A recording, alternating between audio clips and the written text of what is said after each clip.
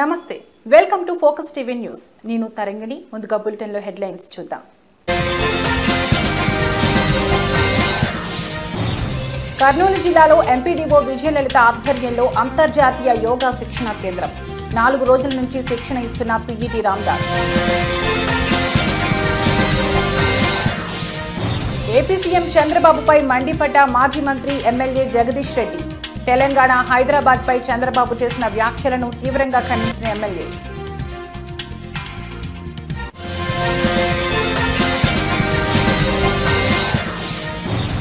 Gaddar film అవార్డులను ప్రకటించిన తెలంగాణ రాష్ట్ర ప్రభుత్వం పలువురు సినీ సెలబ్రిటీలకు అత్యున్నత అవార్డులు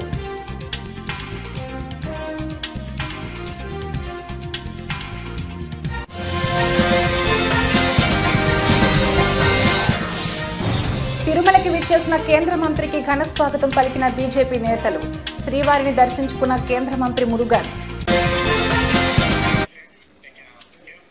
కర్నూలు జిల్లా హొలగుంద మండల కేంద్రంలో ఎంపీడీఓ విజయలలిత ఆధ్వర్యంలో అంతర్జాతీయ యోగా శిక్షణ కేంద్రం నిర్వహించారు. ఈ కార్యక్రమంలో మండల అధికారులు ఉన్నారు. యోగా శిక్షణ మాస్టర్ పీఈటీ రామదాస్ యోగా శిక్షణలో 4 రోజుల నుంచి శిక్షణ ఇస్తున్నట్లు తెలిపారు. ఈ కార్యక్రమంలో MEO 1 Satyanarayana, MEO 2 Jagannatham, ICDS supervisor Shobharani, panchayat కార్యదర్శి రాజశేఖర్ గౌడ్, మండల అధికారులు పాల్గొన్నారు.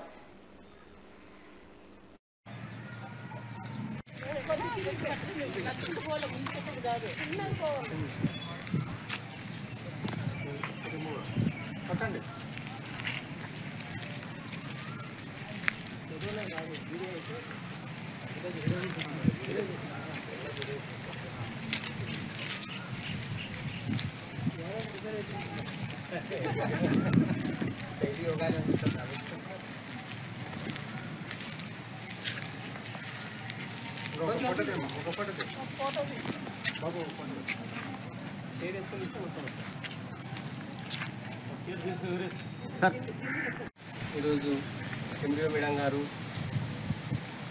యోగా మాస్టర్లు, తర్వాత ఆయుష్ డాక్టర్ సారు, ఎంఈఓలు ఇద్దరు కలిసి మళ్ళీ యోగాంధ్ర సందర్భంగా ర్యాలీ చేయడం కూడా జరిగింది. మరి ఐసీడీఎస్ సూపర్వైజర్ మేడం కూడా హాజరు కావడం జరిగింది. ఈ కార్యక్రమానికి హెల్త్ డిపార్ట్మెంట్ వాళ్ళకు, తర్వాత సచివాలయ సిబ్బందికి, తర్వాత పంచాయతీ ఉద్యోగ శానిటేషన్ వర్కర్స్కు, సచివాలయ మాజీ మంత్రి MLA Jagadish Reddy AP CM చంద్రబాబుపై మండిపడ్డారు. నేను గొప్ప నాయకుడినని చెప్పుకోనే నువ్వు ప్రత్యేక ఆంధ్రప్రదేశ్ రాష్ట్రానికి మొదటి 5 ఏళ్లు ముఖ్యమంత్రిగా ఉన్న తలసరి ఆదాయాన్ని ఎందుకు అభివృద్ధి చేయలేకపోయావని ప్రశ్నించారు. గోబెల్స్ కూడా సిగ్గుపడేలా చంద్రబాబు అబద్ధపు మాటలున్నాయని జగదీష్ రెడ్డి చంద్రబాబుని విమర్శించారు. తెలంగాణ హైదరాబాద్ పై చంద్రబాబు చేసిన వ్యాఖ్యలను మాజీ మంత్రి ఎమ్మెల్యే జగదీష్ రెడ్డి తీవ్రంగా ఖండించారు. ఈ మధ్యన మళ్ళీ చంద్రబాబు నాయుడు గారి మాటలు వింటుంటే కొన్ని సందర్భాల్లో నవ్వొస్తుంది, కొన్ని సందర్భాల్లో ఆశ్చర్యం వేస్తుంది. ఎందుకులే ఎందుకు వదిలేద్దాంలేమని చెప్పి అనుకుంటే కూడా కొన్ని సందర్భాల్లో ఎందుకో తప్పకుండా మాట్లాడాల్సిన అవసరం ఉందని అనిపిస్తూ ఉంది. చంద్రబాబు నాయుడు వాస్తవానికి ఏది ఊరికనే మాట్లాడాడు, దాని వెనకాల ఏదో ఉంటుంది. తెలంగాణకు సంబంధించి, హైదరాబాద్ అభివృద్ధికి సంబంధించి చంద్రబాబు మాట్లాడే మాటలు చాలా హాస్యాస్పదంగా ఉంటాయి. కానీ దాంట్లో ఏదో మోసపూరితమైన విషయాలు కూడా ఉంటాయి. ఎందుకంటే ఆయన నిన్న మొన్న మాట్లాడింది, మహానాడులో మాట్లాడింది, అసలు అది తెలంగాణకి ఏమాత్రం సంబంధం లేని కార్యక్రమం అక్కడ. కానీ అక్కడ మళ్ళీ నిన్న మాట్లాడుతూ ఇవాళ భారతదేశంలో తెలంగాణ తలసరి ఆదాయం నెంబర్ 1 ఉంది, కానీ దానికి కారణం నేనే అని మాట్లాడడం, పదే పదే హైదరాబాదు నేనే అభివృద్ధి చేసిన. సరే, ఇవి చెత్త మాటలు లేని కొట్టేద్దామని అనిపిస్తుంది. కానీ ఒక అబద్ధాన్ని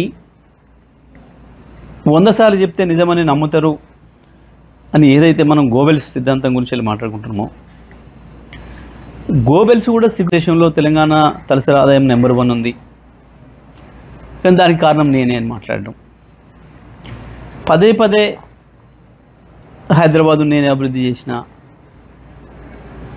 సరే, ఇవి చెత్త మాటలు లేని కొట్టేద్దామని అనిపిస్తుంది. కానీ ఒక అబద్ధాన్ని 100 సార్లు చెప్తే నిజమని నమ్ముతారు అని ఏదైతే మనం గోబెల్స్ సిద్ధాంతం గురించి వెళ్ళి మాట్లాడుకుంటున్నామో, గోబెల్స్ కూడా సిగ్గుపడే పద్ధతిలో ఉంటాయి చంద్రబాబు నాయుడు గారి పనులు, మాటలు. ఈ మధ్యన మళ్ళీ చంద్రబాబు నాయుడు గారి మాటలు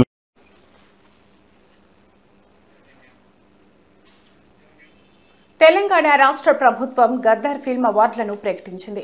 2014 నుంచి 2023 వరకు ఏడాదికి ఒక ఉత్తమ పురస్కారాన్ని ప్రభుత్వం ప్రకటించింది.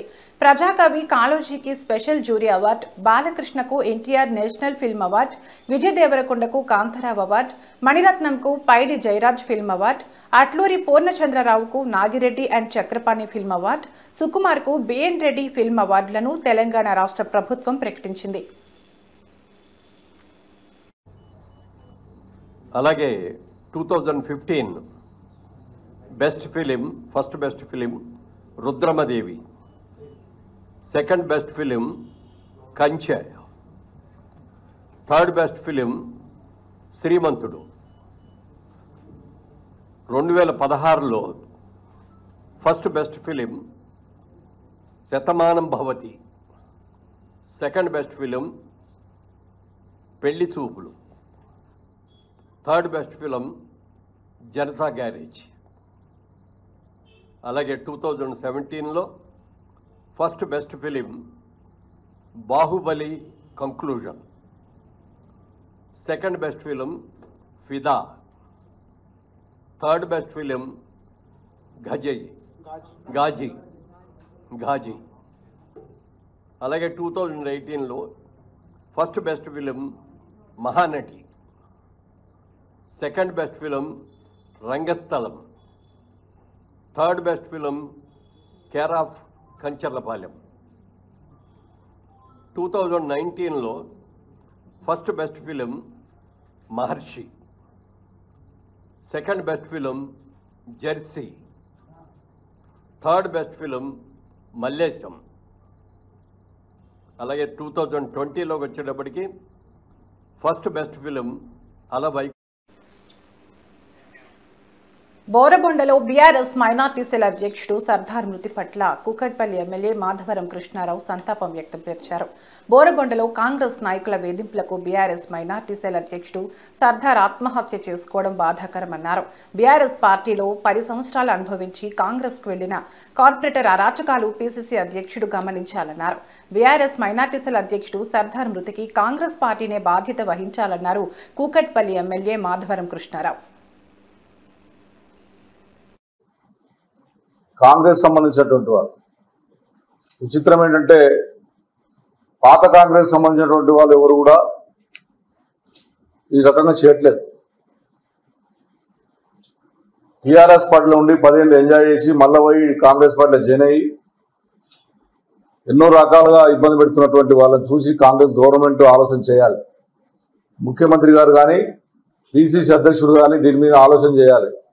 మీ కార్యకర్తలు చేస్తున్నటువంటి దుర్మార్గం వల్ల, నిన్న మీ కార్పొరేటర్ చేసినటువంటి దుర్మార్గం వల్ల నిన్న సర్దార్ అంటే నిండు ప్రాణం ఉన్న 30-40 సంవత్సరాల పిల్లగాడు, 2 ఆడపిల్లలు ఉన్నారు, దుంకి చనిపోయాడంటే ఏ రకంగా హైదరాబాద్ నగరంలో ఈ వసూలకు పాల్పడుతున్నటువంటిది కూడా ఒకసారి ఆలోచన చేయాలి.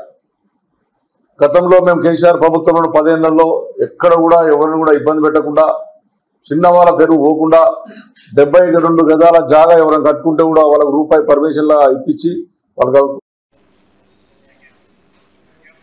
తూర్పుగోదావరి అనకాపల్లిలో గంజాయి ఏరులై పారుతుంది. తూర్పుగోదావరి జిల్లా దేవరపల్లిలో, అదేవిధంగా అనకాపల్లి జిల్లా రోలుగుంటలో భారీ ఎత్తున గంజాయి పట్టుబడిందని పోలీసులు తెలిపారు. 18 మూటల గంజాయి దొరికిందన్నారు. 730 కిలోల 100 గ్రాముల బరువు గల గంజాయిని స్వాధీనం చేసుకున్నామని పోలీసులు చెప్పారు. ఇంత పెద్ద మొత్తంలో గంజాయి దొరకడం స్థానికంగా కలకలం రేపింది.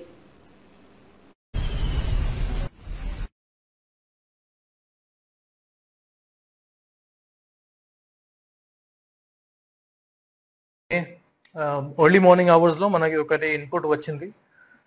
Based on that input SI Rolugunta and SI Kothakota ఇద్దరు ది రెస్పెక్టివ్ టీమ్స్ తో పాటు లాట్ 11 18 మూటలు మొత్తం 18 మూటలు 730 కిలోల 100 గ్రాములు.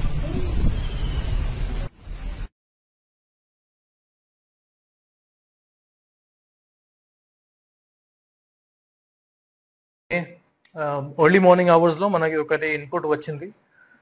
Based on that input SI Rolugunta and SI Kothakota ఇద్దరు ది రెస్పెక్టివ్ టీమ్స్ తో పాటు లాట్ 11 18 మూటలు మొత్తం 18 మూటలు 730 కిలోల 100 గ్రాములు. తిరుమలకి విచ్చేసిన కేంద్ర మంత్రికి బీజేపీ నేతలు ఘన స్వాగతం పలికారు. తిరుమల శ్రీవారి దర్శనార్థం తిరుపతికి విచ్చేసిన కేంద్ర మంత్రి మురుగన్కు స్థానిక పద్మావతి అతిథి గృహం వద్ద భారతీయ జనతా పార్టీ జిల్లా సాంస్కృతిక విభాగం అధ్యక్షులు గుండాల గోపీనాథ్ రెడ్డి ఆధ్వర్యంలో ఘనంగా స్వాగతం పలికారు. ఆయనను దుస్సాలువాతో సత్కరించి వేదాశీర్వచనం అందజేసి జన్మదిన శుభాకాంక్షలు తెలియజేశారు. తిరుమల శ్రీవారి ఆశీస్సులతో ఆయన మరిన్ని ఉన్నత పదవులు అధిరోహించాలని ఆకాంక్షించారు. ఈ కార్యక్రమంలో బీజేపీ జిల్లా సాంస్కృతిక విభాగం కన్వీనర్ గుండాల గోపీనాథ్, బీజేపీ రాష్ట్ర కార్యదర్శి నాగోతు రమేష్ నాయుడు, బీజేపీ మైనార్టీ మోర్చా జిల్లా అధ్యక్షుడు మస్తాన్, బీజేపీ నార్త్ మండల అధ్యక్షులు లోకప్రభాకర్ నాయుడు, బీజేపీ నాయకులు తొండమనాటి సుబ్రహ్మణ్యం రెడ్డి, పురోహితుడు సురేష్ స్వామి, మల్లారపు రవిప్రసాద్, ఏబీవీపీ నాయకులు నాగోతు హరినాయుడు తదితరులు పాల్గొన్నారు.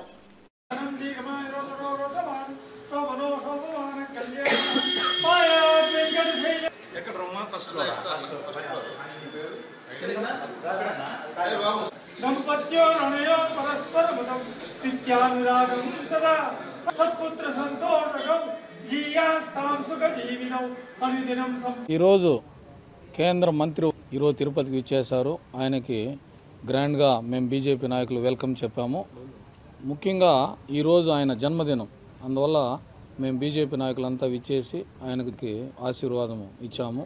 వెంకటేశ్వర స్వామి దివ్య ఆశీస్సులతో ఆయన మరెన్నో జన్మదినాలు సంపూర్ణ ఆరోగ్యంగా జరుపుకోవాలి, వెంకటేశ్వర స్వామి ఆశీస్సులు ఎల్లప్పుడూ ఉండాలని ఈరోజు జన్మదిన సందర్భంగా మేము ఆయనకు జన్మదిన శుభాకాంక్షలు తెలియజేస్తాము.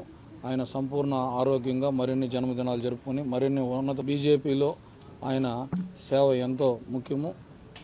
ఆయన ఆధ్వర్యంలో ఆయన నాయకత్వంలో మేమంతా పనిచేయడం మాకు ఎంతో సంతోషంగా ఉంది. మురుగన్ ఒక పేదవాడికి సాయం చేయాలనే సదుద్దేశంతో మీడియా మిత్రులు ముందుకు వచ్చారు.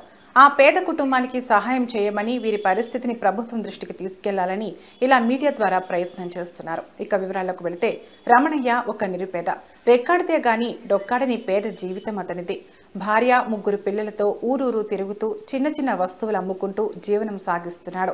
కడపలో టీడీపీ మహానాడు న్యూస్ కవరేజ్కి వెళ్లిన విలేకరికి ఈ పేద కుటుంబం కనిపించింది. ఈ వీడియో చూశాక అతనికి ఏదైనా సహాయం చేయాలి అనిపిస్తే అతని ఫోన్ నెంబర్ 9502226436కు డబ్బు పంపించి మీకు తోచిన సహాయం చేయండి. 3 చిన్నపిల్లలతో ఆదాయం సరిగా లేక ఇలాంటి వాళ్ళు ఎంతో మంది ఇబ్బందులు పడుతుంటారు. అలాంటి వారికి కాస్తో కూస్తో మనకు తోచినంత సాయం చేస్తే ఆ పిల్లలకి కడుపు నిండా అన్నం పెట్టిన వాళ్ళం అవుతామని కోరుతున్నారు. ఇలాంటి పేదవాడికి ప్రభుత్వం సాయం చేస్తే బాగుంటుందని ప్రభుత్వాన్ని కోరుతున్నారు. ఆటో నడుపుకుంటే అయిపోతుంది కదా, దీనికన్నా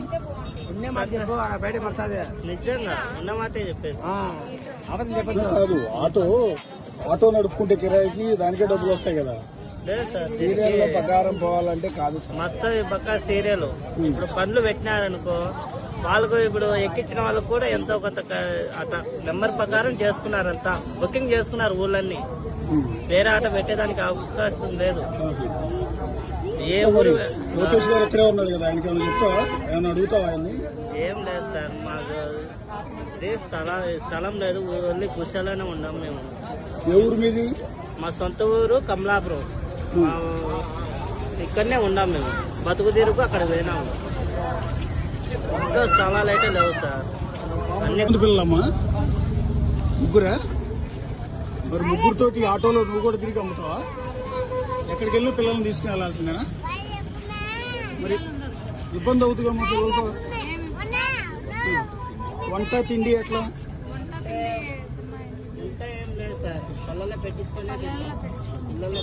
ఆటోలో వెళ్ళేటప్పుడు వండుకోరా?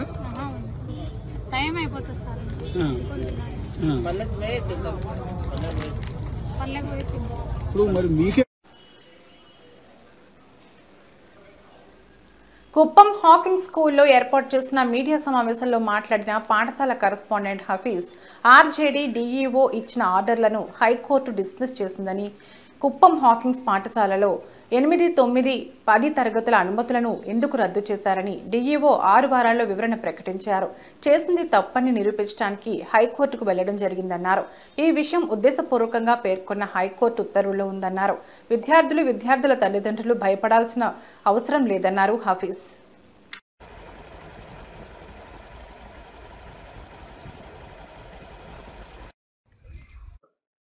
సార్ మీరు ధైర్యంగా ఉండండి సార్, ఇది ఏమి రాజకీయంగా చేసిండేది మాత్రమే, ఇది మీరు ఎక్కడ భయపడాల్సిన అవసరం లేదు, మీరు ధైర్యంగా ఉండండి అని చెప్పి మాకు వాళ్ళు ధైర్యం చెప్తుంటే, మీకు ఏదైనా సపోర్ట్ కావాలంటే ఎల్లప్పుడూ మేము మీకు సపోర్ట్గా ఉంటామని చెప్పి ప్రతి ఒక్కరూ ఫోన్ చేసి మరి స్కూల్ దగ్గరకు వచ్చి మరి ఒక 2 రోజుల ముందు జరిగిన ఆత్మీయ సమావేశంలో కూడా దాదాపు 1000 మంది వచ్చి మేమున్నాము అంటే న్యాయం మా వైపు ఉంది కాబట్టే ఇంతమంది వస్తున్నారు, అడుగుతున్నారు, సపోర్ట్ ఇస్తున్నారు. సో దయచేసి తల్లిదండ్రులు ఎవరైతే భయపడ్డారో భయపడాల్సిన అవసరం లేదు.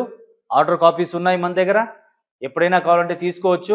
రేపు మీకు న్యూస్లో కూడా వస్తుంది A to Z, ఏమాత్రం భయపడాల్సిన అవసరం లేదు. నాకు అర్థం కాని విషయం ఏంటంటే హైకోర్టు డిఓ మేడంకి, ఆర్జేడీ సార్కి, ఎడ్యుకేషన్ డిపార్ట్మెంట్కే 8 వీక్స్ టైం ఇచ్చారు. ఎందువలన ఇలా చేయాల్సి వచ్చింది రిప్లై ఇవ్వండి అని చెప్పేసి. మరి నేను అడిగింది కేవలం 10 రోజుల టైం మాత్రమే. నేను సెండ్ చేసిన లెటరు చేరక ముందే స్కూలు 8, 9, 10 విత్డ్రాల్ చేసుకున్నామని చెప్పి ఉత్తర్వులు జారీ చేయడము, అంత ఎమర్జెన్సీ ఏమునిందో నాకైతే అర్థం కాలేదు. సార్ మీరు ధైర్యంగా ఉండండి సార్, ఇది ఏమి రాజకీయంగా. తిరుపతి నగరంలో మురుగు కాలువల్లో ఎక్కడా చెత్త లేకుండా తొలగించాలని నగరపాలక సంస్థ కమిషనర్ ఎన్ మౌర్య అధికారులను ఆదేశించారు. శుక్రవారం ఉదయం నగరంలో ఎన్జీఓ కాలనీ, కపిలతీర్థం రోడ్, ప్రకాశం పార్క్ రోడ్, కేటీ రోడ్ తదితర ప్రాంతాల్లో అధికారులతో కలిసి పారిశుధ్య పనులను పరిశీలించారు. కొన్ని ప్రాంతాల్లో చెత్త కుప్పలు ఉండటంతో సిబ్బందిని మందలించారు. ఈ సందర్భంగా కమిషనర్ మాట్లాడుతూ నగరంలో ఉదయాన్నే ప్రధాన రహదారుల్లో ముందుగా చెత్త కుప్పలు తొలగించాలని అన్నారు. త్వరలో వర్షాలు కురిసే అవకాశం ఉందన్నారు. కాబట్టి మురుగునీటి కాలువల్లో ఎక్కడా చెత్త లేకుండా ఎప్పటికప్పుడు తొలగించాలని అధికారులను ఆదేశించారు. ఇళ్లలోని చెత్తను తమ కాలువల్లో వేయకుండా మీ ఇంటి వద్దకు వచ్చే సిబ్బందికి అందజేయాలని ప్రజలకు సూచించారు. కమిషనర్ వెంట తుడా ఈఈ రవీందర్ రెడ్డి, నగరపాలక సంస్థ DE Venkat Prasad, sanitary supervisor Chenchaiah తదితరులు పాల్గొన్నారు.